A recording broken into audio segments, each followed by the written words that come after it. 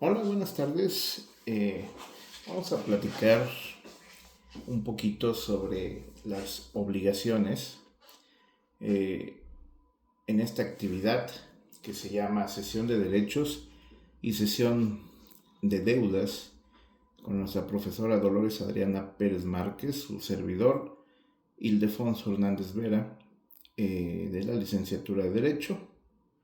Y pues bueno, para hacer esto de la manera más práctica, pues daremos ahí algunos ejemplos y ya se complementará nuestro trabajo ahí con algunas preguntas que ya también se estarán proporcionando.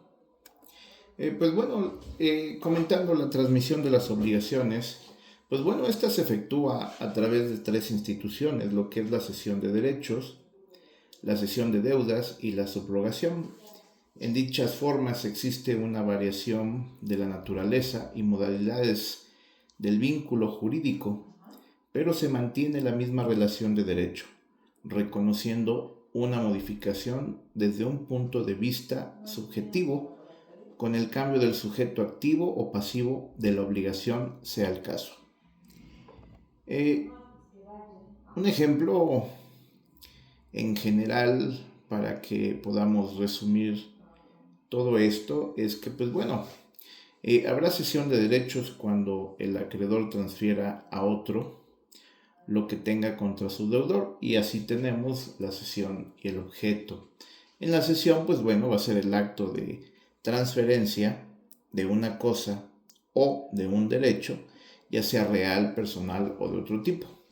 Y el objeto consiste básicamente en derechos personales o de crédito. Las partes en la cesión de derechos lo vamos a ver el que transfiere los derechos y a este se le llama cedente. Y el que recibe la transmisión de derechos se llama cesionario.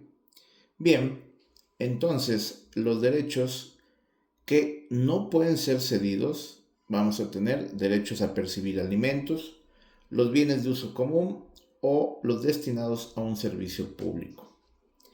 Y la cesión de derechos es el acto jurídico en virtud del cual el acreedor, que se denomina cedente, transmite los derechos que tiene respecto de su deudor a un tercero que se le denomina cesionario.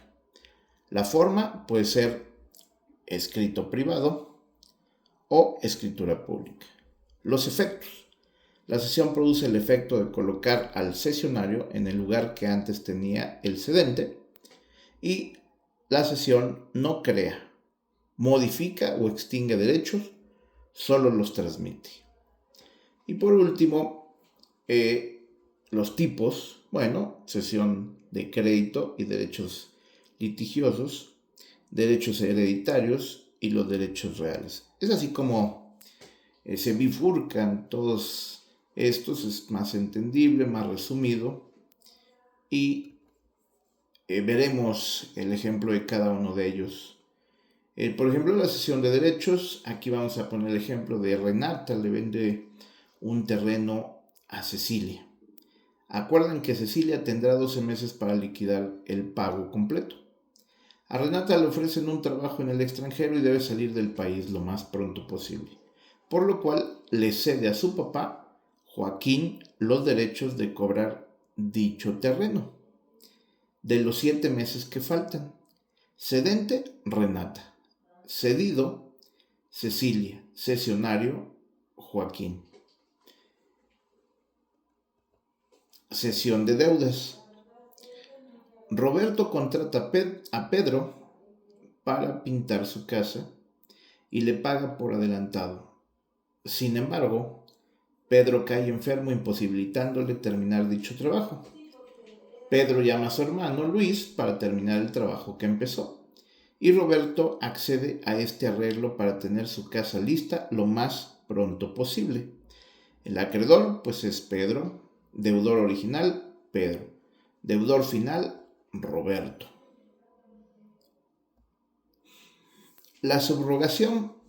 Camila le debe 120,000 al banco Banorte de una hipoteca. Compró una casa en el 2019 y adquirió un préstamo con garantía hipotecaria. Sin embargo, por el COVID, la corrieron de su trabajo y no puede seguir pagando esa hipoteca. Daniel, esposo de su hermana, se entera que la casa tiene un valor aproximado de 150,000 pesos y le propone lo siguiente: 115,000 pesos y la subrogación de la hipoteca. Mediante la subrogación, Daniel pasaría a ser el nuevo titular de la hipoteca y por tanto el que tendría que abonar la cuota correspondiente todos los meses.